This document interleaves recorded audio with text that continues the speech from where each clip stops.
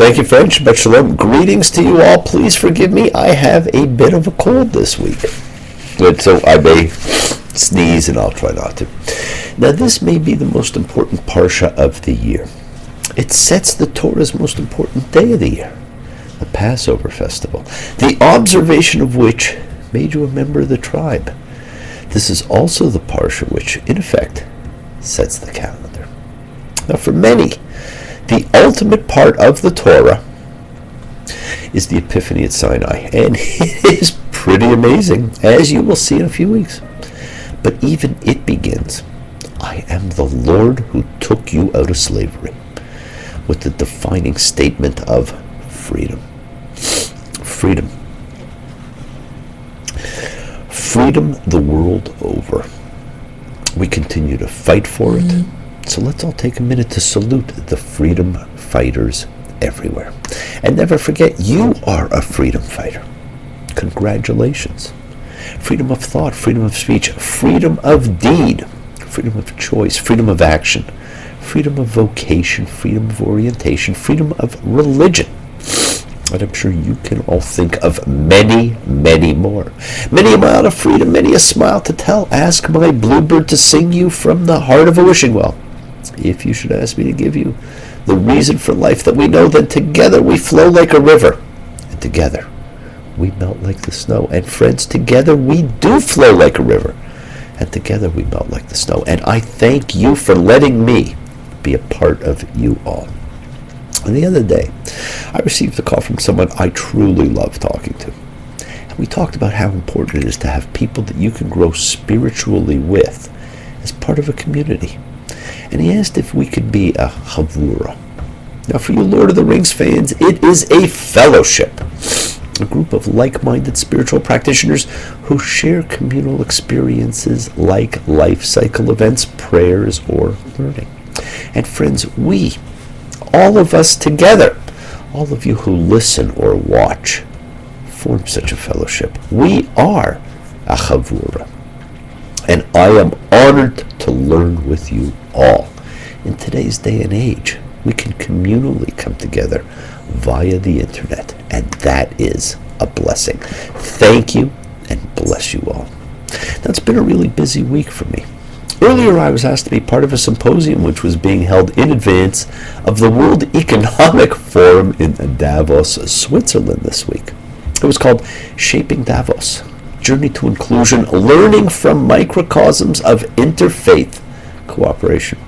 And I was honored to be asked to speak because the thoughts from that meeting were going to be presented at Davos for all the delegates. And friends, I presented my thoughts to the group, which suggested three major components are necessary to have better cooperation: education, celebration, and elimination. Education for young and old, for leaders and members, about their faith in others, about who they share the world with, about our common roots, about our capacities for love and life. Celebration of diversity, of each other's roots, festivals, holy days. And elimination of ego, especially ego of religious leaders. Now, I was surprised by some of the things I heard that night. And I reminded them, if you smile at me, I will understand, because that is something everybody everywhere does in the same language. But I still have hope we can learn to come together right now over me. And speaking of coming together, this week we read bo, come, although sometimes it is translated as go. And sometimes, friends, we do not know if we are coming or going. This week we have the big three plagues, the three concluding plagues, unlike anything else. The previous ones were increasing inconveniences. These next three, however, are truly devastating. Friends, you will notice that unlike the first seven, these three plagues lead into each other. The locusts are so thick in covering the land that the Torah tells us the land went dark with them, which leads to the plague of darkness. Not just dark, but a palpable darkness with total absence of any light, even candlelight. And this contrast between light in Goshen, where the Israelites were, and terrifying darkness in the rest of Egypt, then sets the stage for the distinction between life for the Israelites and death for the Egyptians to manifest in the 10th plague. But before we look at these, I've been thinking a lot about New Year's resolutions and the dominant themes of getting in shape and making healthier choices, which statistics show outnumber all other resolutions by a mile. Now, I think most people are more aware of healthy choices, like those regarding clean air, clean water, exercise, healthy, hopefully non-GMO food, which is probably soon to be but a memory, organic, free range. But of late I keep hearing about free range children, not chicken. And I think that is how so many of us grew up, free to play and explore and unencumbered. I certainly hope we are all capable of determining our kids' ability to cope with life and its lessons. Free range is food. Humanity is simply free. As Graham Nash wrote, you who are on the road must have a code that you can live by. And so become yourself, because the past is just a goodbye. Teach your children well. Teach your children, my friends. Teach them to eat free-range food, but teach them to be free. Now, we as human beings have an amazing capacity for freedom. And one of the great gifts of freedom is our gift of forgiveness, especially when we feel others had no options available to them. We have a myriad of options in our lives. Pardon me. And while we may not always realize it or accept that we aren't taking advantage of them, we fight for underdogs who did not have the same right to choose. And in this parsha, we read about that lack of choice, and we see how important freedom really is. Exodus 10:1. And God said to Moses, come to Pharaoh, because I have made his heart and his servant's heart heavy for the purpose of my setting these signs among them. We are told about a person who has no choice. Now, we still say Pharaoh was evil. He may have been, but he was a tool in God's plan. Listen to what was said. Pardon me. And the Lord said to Moses, come into Pharaoh, for I myself have hardened his heart and the heart of his servants, that I may set these signs of mine in his midst, so that you may tell in the hearing of your son and your son's son how I toyed with Egypt and my signs that I set upon them. And you shall know that I am the Lord. Wow, what a statement. And friends, this is a contradiction that has occurred even to little children. Why does God harden Pharaoh's heart against releasing Israel and then plague Egypt for not letting them go? It's a fantastic question. Out of the mouths of babes. The fact is, the Torah does not present the plagues as punishment to the Egyptians for enslaving the Israelites, but rather as signs by which God will become known. And yet if you ask most people, they will tell you the plagues were punishment. Even more dramatically, God tells Moses to inform Pharaoh that, and in fact, I established you for this purpose, for the purpose of showing you my power, and in order to tell my name in all the earth. Now, as I've said before, that's some way of announcing your presence and telling a name. What's wrong with simply making another planet? And as you read it, you will notice that dispersed throughout the account are frequent reminders that this is the purpose of the hardening of Pharaoh's heart, and that this is the purpose of the plagues. The Egyptians' suffering in the plagues may be understood to be justified, a consequence of their cruelty. But still, the purpose of the plagues is not punishment, but rather to make God known. And the 7 plagues we've witnessed so far were pretty powerful. And now, returning to our Seder dinner and the drops of wine for plagues that everybody loves so much. The 8th plague, Exodus 10:4. If you refuse to let my people go, here, I'm bringing a locust swarm in your border tomorrow, and it will cover the eye of the land, and one won't be able to see the land, and it will eat the remains of what has survived that is left to you from the hail. and it will eat every tree that is growing for you from the field. Friends, what would happen if from little food or resources you suddenly had none? It would be the complete destruction and end of civilization and life. Is this a form of genocide? Not really, because the population can simply move on and leave the now uninhabitable land. I don't know if you remember that great Fresh Prince of Bel-Air movie, Independence Day, where Earth is invaded by these space locust things, which simply eat everything, leave a planetary wasteland, and move on. Now, I don't know if you've been to places like Egypt and Libya, but I have, and it sure looks to me like the locusts won. Kind of Easter Island falls into that category too. And even to the remaining courtiers, the outcome was obvious. Exodus 10:7. And Pharaoh's servant said to him, "How long will this be a trap for us? Let the people go, so they may serve Adonai their God. Don't you know yet that Egypt has perished?" It's over. Egypt has perished. Interpreters and translators have tried to make this statement more logical by understanding it to mean that Egypt is lost or ruined. Everything was gone by then. Egypt never regained the position it once had. It was never the same. As Bob Dylan's saying, "You took my reality and cast it to the wind. I ain't ever going to be the same again." The locusts come, and it covered the eye of the land, and the land was dark, and it ate all the land's vegetation and the fruit of every tree that the hail had left, and not any plant was left in the tree and in the field's vegetation in all the land of Egypt. Gone. Everything now gone. Now God gets rid of the locusts, and you would think that's enough, but boom, Exodus 10:20. And God strengthened Pharaoh's heart, and he did not let the children of Israel go. So we get plague 9. And God said to Moses, "Reach out your hand at the skies, and let there be darkness on the land of Egypt, and one will feel the darkness." Can you imagine what that could be? One will feel the darkness. Like the other plagues, this one is explicitly identified as different from anything found in nature. The hail and locusts are unlike anything that's happened in Egypt. The darkness can be felt.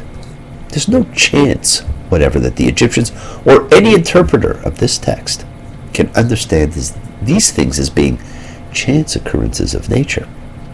It wasn't an eclipse or a freak storm or fallout from a volcanic eruption. The darkness lasts 3 days, a heavy darkness that even candles could cast no light in. So dark, in fact, that no one moved. But there was light in the Israelite homes. And just when you think, okay, how can anyone survive this? Boom, yet again. Exodus 10:27. And God strengthened Pharaoh's heart, and he was not willing to let them go. Once again, God prevents compliance. And I kept thinking of that great Flip Wilson phrase, "The devil made me do it." It was funny. But this is not so funny. And in this case, it was not the devil making him do it. You can only imagine what could have been going through Pharaoh's mind as he does these things, wanting to let the people go while being forced to condemn what was once a great and unique civilization. And then the final plague, Exodus 11:1. And God said to Moses, "I'll bring one more plague on Pharaoh and on Egypt. After that, he'll let you go from here. When he lets go completely, he'll drive you out from here." The final plague is coming, and with it comes very significant rabbinic decisions. Moses goes to Pharaoh to tell him what God has said, and it's pretty amazing, when you read this. And Moses said, "Yahweh said this, in the middle of the night, I am going out through Egypt. I am going out through Egypt, God himself." Now, later Jewish tradition, presumably unable to bear the thought of God personally passing through Egypt and causing this kind of death, introduces the concept of the angel of death. But there is no such thing as an angel of death in the Bible. The text is explicit that God personally passes through Egypt. The subtlety comes in the question of the relationship between the deity and the agent of the destruction. On one hand, God says, I strike Egypt. On the other hand, it appears that God halts at the door and prevents this destroyer, Mashit, from coming into the house. Now, is the Mashit a sickness, a force, a personified being? Now, the wording we will see in Exodus 12:13, a plague among you as a destroyer, indicates that the destroyer is the plague itself and not some person or angel. In any case, God clearly is responsible for the creation of it and can therefore say, I strike. And every firstborn in the land of Egypt will die, from the firstborn of Pharaoh, who was sitting on his throne, to the firstborn of the maid who was behind the mill, and every firstborn of an animal. And of course, the two rabbinic rulings that surround this, my friends, are the imposition of the angel of death, because we can't picture God doing the destruction. And the other has to do with the putting of the blood on the doorpost that makes God halt. Now, this is something that I'm often asked about. People are not sure if they're supposed to put the blood on the doorpost or not. Now, some do it and some don't. Some don't want to do it because they don't want to make their doorpost dirty. And there was a rabbinic only then ruling several hundred years ago, so that people don't have to put the blood on the doorpost anymore. And it came about because of projection and bigotry about Jews and blood. And then a very strange thing happens. Moses elevates himself as he says to Pharaoh, and all these servants of yours will come down to me, and they'll bow to me, saying, go out, you and all the people who are at your feet, and after that, I'll go out. And he went out from Pharaoh in a flaring of anger. Bow to Moses. I read that and I wondered, where does this come from? They'll bow to me. Read this speech carefully, my friends. At the beginning, when Moses uses the first person, he is quoting God. I am going out through Egypt. But here at the end, the first person refers to himself. Will come down to me, and they'll bow to me, and after that, I'll go out. It's hard to say where he stops quoting God and starts referring to himself. He's not stepped over the line. He's shifted Pharaoh's attention from God to himself. He continues, to credit God, but he will step over the line many years later in his sin at Meribah.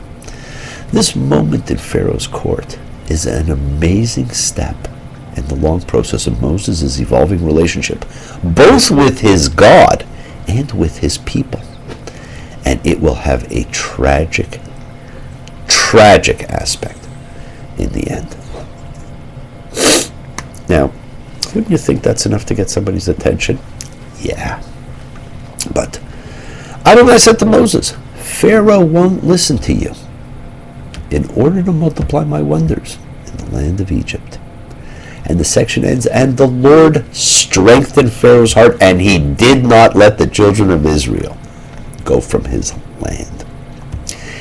You got to feel a little sorry for Pharaoh by now. We're at Exodus 12:1. The Passover instructions are beginning, and two of the greatest and most perplexing things in the Torah occur: the issue about God or the angel of death, and the setting of the calendar. And Yahweh said to Moses and to Aaron in the land of Egypt, saying, and this month is the beginning of the months for you. It is the first of the months of the year for you. First of the months of the year. Now, according to the Torah, the new year begins in spring, not in the fall as Jews celebrate it now. The holiday that comes on the first day of fall is never referred to in the Torah as Rosh Hashanah. It always will be referred to as the first day of the seventh month. It is fascinating how the calendar got shifted, and if anybody wants to know, please email, or we can talk about it when Rosh Hashanah rolls around in the fall. Now, Moses instructs the people about the 14th day of the month, the sacrifice and the meal of the lamb and the putting of its blood on the doorposts and lintels of the house. And the people are to eat in haste. Pesach hu ol Adonai. It is God's Passover. And I shall pass through the land of Egypt in this night, and I shall strike every firstborn in the land of Egypt, from human to animal, and I shall make judgments on all the gods of Egypt. I am Adonai. And the blood will be as a sign for you on the houses in which you are. And I shall see the blood, and I shall halt at you, and there won't be a plague among you as a destroyer when I strike in the land of Egypt. Two things to note, my friends. The Hebrew Pesach does not actually mean to pass over. Its biblical meaning is to halt. And we picture something floating over the houses, but instead it is God going among Egypt, killing, destroying. He says, seeing the blood on the door and halting there, and then moving on. It's a different image from the one we have grown up with. And it is God doing the killing, but over time the shift has taken place, and in subsequent eras it became an angel of God floating along. That is what most people today will tell you. And we are told, and this day will become a commemoration for you, and you shall celebrate it, a festival to the Lord. You shall celebrate it through your generations, an eternal law. The first holiday of freedom, my friends, to be celebrated forever. Shavuot Yamin Matzot, 7 days you shall eat unleavened bread. There is the festival. It will be known as the festival of unleavened bread, matzah. And friends, unleavened bread was the bread of the priest. It was the celebration of holiness. And every year we create this event in a state of holiness. What a powerful commemoration. Yes, teach your children well. And you may have noticed that the words unleavened bread and commandment look the same in Hebrew. They share the same consonants. Matzah, mitzvot. Both reflect your holiness. And to observe the holiday, in the first month, on the 14th day of the month, in the evening, you shall eat unleavened bread until the 21st day of the month in the evening. This was to be observed by native and by alien. It was that important. And if you did not observe this festival of freedom, you were to be cut off from the tribe. Friends, not too many of us get exiled these days. In a small community where family and tribe meant so much more, this was an enormous penalty. And one of the most important verses in the Torah is found here. There shall be one instruction for the citizen and for the alien who resides among you. Instruction is the translation of Hebrew Torah, because it denotes both teaching and law. And this is the first occurrence of the word Torah in the Torah. Its first appearance is in a verse declaring that a foreigner residing among the people of Israel has the same legal status as an Israelite. The context here concerns the Passover statute, but the principle of treating a resident alien the same as any citizen will be repeated many, many times in the Torah. I can't think of a better example of inclusivity. Now, over time, of course, the celebration of the holy day changed. And it was in the middle of the night, and Yahweh struck every firstborn in the land of Egypt, from the firstborn of Pharaoh who was sitting on his throne to the firstborn of the prisoner who was in the prison house, and every firstborn of an animal. And Pharaoh got up at night, he and all his servants in all Egypt, and there was a big cry in Egypt because there was not a house in which there was not one dead. You thought Joseph's cry was loud. Imagine this. Not a house was spared. Friends, the particular importance of the Exodus story is that it served as the foundational narrative for the nation. All future laws, all future revelations are told against the background of the story of freedom. The Exodus story defines the nation. The Passover ritual, which commemorates that story, is the cultic enactment of membership in the nation. It was the defining moment for man. And whether you're a Bobby Darin or a Tim Harden fan, or you like them both, this is about freedom. So please, come and sing a simple song of freedom. Sing it like you've never sung before.